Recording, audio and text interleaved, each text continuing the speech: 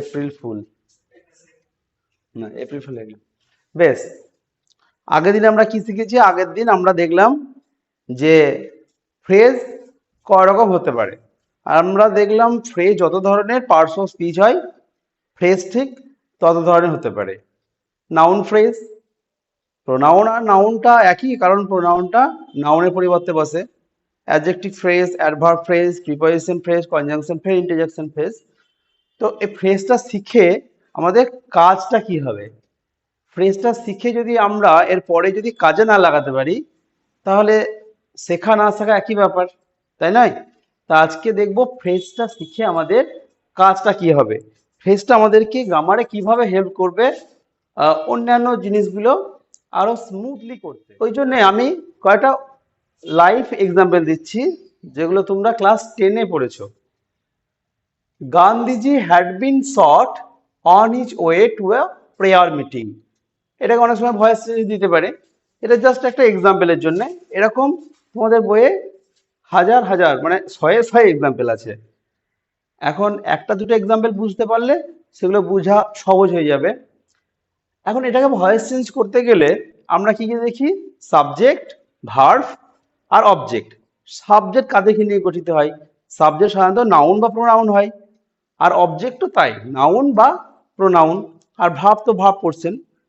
এখন যদি আমরা ভাগ করে দেখি, গান্ধীজিটা হলো সাবজেক্ট, জাস্ট একটা word, no problem. Had been shot, এটা তো ভার্বের পার্ট।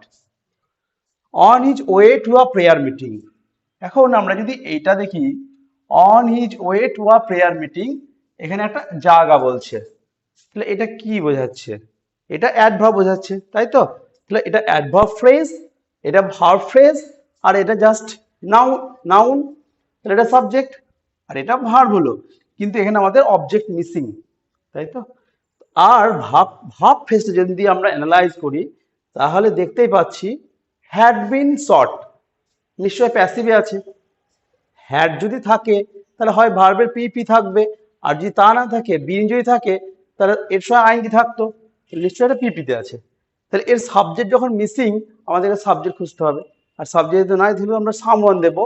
ফ্রেজের জায়গাটা এখানেই, যে আমরা যেন ওই নাউন মানে অবজেক্ট খুঁজতে গিয়ে অন্য কাউকে গুলিয়ে না ফেলি। আমরা তো অনেক সময় মনে করতে পারি Gandhiji had been shot on his way two a prayer meeting, কেউ মনে করতে পারে প্রেয়ার মিটিংটা হয়তো অবজেক্ট হতে পারে, বা ওয়েটা হতে পারে। কিন্তু যখন আমরা বুঝতে পারবো যে গান্ধীজি হ্যাড বিন শটটা verb phrase, on his way two prayer meeting এটা পুরোটা একটা ফ্রেজ এবং অ্যাডভার্ব। এবং আর ফ্রেজগুলো কি কাজ করে? ফ্রেজগুলো তো অ্যাডভার্ব যখন ফ্রেজ হয়ে গেল না, এটা অ্যাকচুয়ালি পুরোটাই আমরা অ্যাডভার্ব ধরতে পারি। এটা অ্যাডভার্ব ছাড়া কিচ্ছু নয়। এটা পুরোটাকে অ্যাডভার্ব যদি ধরি, তাহলে অ্যাডভার্ব তো কোনোদিন আমাদের অবজেক্ট হতে পারে না। তাহলে আমাদের মনের মধ্যে কোনো কনফিউশন থাকবে না, এটা আমরা যে কোনো জায়গায় দিতে পারি। আমরা যদি সামনটা প্রথমে না লিখে আমরা এরকম করতে পারি, on his way two prayer meeting, কারণ এই অ্যাডভার্বটা না পুরো সেন্টেন্সকে মডিফাই করতে পারে। তার জন্য আমরা প্রথমে দিতে পারি, শেষেও দিতে পারি, আবার অনেক সময় অ্যাডভার্বগুলোকে মাঝে ইউজ করতে পারি। তাহলে on his way two prayer meeting, comma, someone had shot Gandhiji. তাহলে এই ফ্রেজটা জানা থাকলে আমাদের মনের মধ্যে কনফিউশনটা গেল, যে সেটা অবজেক্ট হতে পারে না বা সাবজেক্ট হতে পারে না, জাস্ট ওটা যেমন ছিল সেরকমই বসে যাবে। এরকমই আর একটা যদি উদাহরণ দেখি, তো এটা কি শুধু ভয়েস চেঞ্জের কাজে লাগে তা নয়, যে আর একটা উদাহরণ দেখি ট্রান্সফরমেশনের ক্ষেত্রে, তাহলে আরো ক্লিয়ার হবে। আবার ওই পাসিং আওয়ে বা বাপু থেকে নিয়েছি একটা example. At Birla House, Gandhiji's relative and followers had gathered round his body. Relatives থাকতে পারে, অতটা খেয়াল পড়ছে না। At Birla House, Gandhiji's relative and followers had gathered round his body. গ্যাদারটা দেখেন ভার্ব আছে, একে বলেছে ইউজ ইটস নাউন ফর্ম। এখন যদি এটা ফ্রেজের দিক থেকে সেন্টেন্সটাকে অ্যানালাইজ করি, তাহলে এটাকে ট্রান্সফরমেশন করা আমাদের অনেকটা সুবিধা হয়ে যাবে। কেমন দেখি? At Birla House, এটা একটা জায়গা বোঝাচ্ছে, তাই তো, অ্যাট বিড়লা হাউস। আর ফ্রেজ মানে কি, ওরা সবসময় ইউনিটে থাকবে, ওদেরকে কিন্তু আমরা আলাদা করতে পারবো না। হুম, যদি আলাদা করি, যদি সেই ইউনিট থেকে নিয়ে যাই অন্য ইউনিটে ভরি, তাহলে তাকে কিন্তু সেই ফর্মে ট্রান্সফার করতে হবে। যেমন দেখলে বুঝতে পারবে আরো, অ্যাট বিড়লা হাউস, এটা কি হলো, অ্যাডভার্ব ফ্রেজ হলো, তাই না? একটা জায়গা জায়গা বোঝাচ্ছে তো। দেয়ার হতে পারতো, দেয়ারের পরিবর্তে দেখা গেল অ্যাট বিড়লা হাউস হলো। গান্ধীজি's রিলেটিভ অ্যান্ড ফলোয়ার্স, গান্ধীজি's রিলেটিভ অ্যান্ড ফলোয়ার, এটা কিন্তু সাবজেক্ট এবং এটা নাউন ফ্রেজ, অর্থাৎ এটা পুরোটা নাউন। একে কিন্তু এরা সব সময় একটা ইউনিটে চলবে, এদের কিন্তু আমি চট করে ভাঙতে পারবো না। আর ভাঙলে পরে তাদেরকে সেই ফর্মে নিয়ে যেতে হবে, তবেই আমরা ভাঙতে পারবো। Had gather round his body, had গ্যাদারটা এটুকু ভার্বের পার্ট, তাই না, ভার্বের portion. Had gather round his body, আর রাউন্ড হিজ বডিটাও আমরা বলতে পারি অ্যাডভার্ব। এখন বলেছে গ্যাদারটা কি করতে হবে, নাউন করতে হবে। গ্যাদারটাকে আমরা কিভাবে নাউন করতে পারি, গ্যাদারিং করতে পারি, তাই না, গ্যাদারটাকে নাউন গ্যাদারিং করতে পারি। কিন্তু গ্যাদারিং লিখে দিলেই তো আর নাউন ফর্মে সেন্টেন্সে ট্রান্সফর্ম হয়ে যাবে না। গ্যাদারিংটা কি হয়ে গেল, নাউন। তাহলে নাউনের পোর্শন কোনটা, এইটুকু নাউনের পোর্শন, তাই তো, এর সঙ্গে ভরতে হবে আমাকে। তাহলে তাহলে আমরা এরকম ভাবে লিখতে পারি, এটা যেহেতু একটা আলাদা ফ্রেজ, একে তো আমরা ভাঙতে পারবো না, ওরা একটা ইউনিট হয়ে থাকবে। তাহলে লিখলাম অ্যাট বিড়লা হাউস, কমা দিতেও পারি না দিতেও পারি, there had been a gathering, there had been a gathering of, কার সময় ভরবো, আমি এইটার সময় ভরতে পারি, কারণ এই গ্যাদারিংটা আমরা কি করছি, নাউন করছি। গ্যাদারিং অফ গান্ধীজি, GAND এই যায় যে আই, আপনার গান্ধীজি's রিলেটিভ অ্যান্ড ফলোয়ার্স। আর রাউন্ড হিজ বডি, এ একটা ফ্রেজ, এও একসঙ্গেই থাকবে, এদেরকে আমি যে কোনো জায়গায় দিতে পারবো না, যেখানে রাখবো একসঙ্গে রাখতে হবে তিনটেকেই। এখানে লিখে দিলাম রাউন্ড হিজ বডি। তাহলে ফাইনালি কি হলো, অ্যাট বিড়লা হাউস যেমন ছিল তেমন রেখে দিলাম। দেয়ারটা ইন্ট্রোডাক্টরি দেয়ার একটা ইউজ করলাম, দেয়ার হ্যাড বিন, শুধুমাত্র এখানে ভার্ব ফ্রেজ এটা হয়ে গেল, হ্যাড বিন আ গ্যাদারিং। এখন এইখান থেকে তখন আবার হয়ে যাচ্ছে নাউন ফ্রেজ। এই যে নাউন গ্যাদারিংটা নাউন করলাম, তো তখন নাউনের সঙ্গে অ্যাড হয়ে গেল সে, আ গ্যাদারিং অফ গান্ধীজির রিলেটিভস অ্যান্ড ফলোয়ার্স, এরকম নাউন ফ্রেজ হয়ে গেল। আর রাউন্ড হিজ বডি, এটা আবার অ্যাডভার্ব হয়ে গেল। ক্লিয়ার?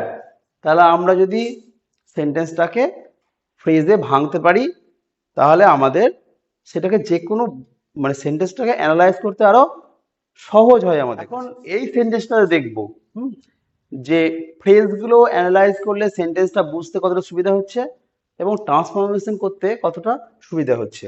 এখন হয়তো বলতে পারে, এটাও পাসিং বাপু থেকে নেওয়া হয়েছে, নয়নতারা সেগালের লেখা। Sad group of men and women had collected around Birla house. হয়তো বললো এই কালেক্টেড ভাবটাকে নাউন করতে বললো। এখন যদি সেন্টেন্সটাকে আমরা এই ট্রান্সফরমেশন না, সেন্টেন্সটাকে যত সুন্দরভাবে অ্যানালাইজ করে বুঝতে পারবে, যত সেন্টেন্সটা ডিটেল বুঝতে পারবে, তত সেন্টেন্সটাকে ট্রান্সফরমেশন করা সুবিধা।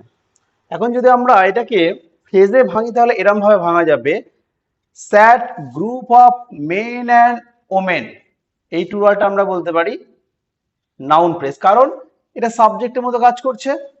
সাবজেক্ট কে হতে পারে, নাউন বা প্রোনাউন, আর নাউন আর প্রোনাউন তো একই জিনিস।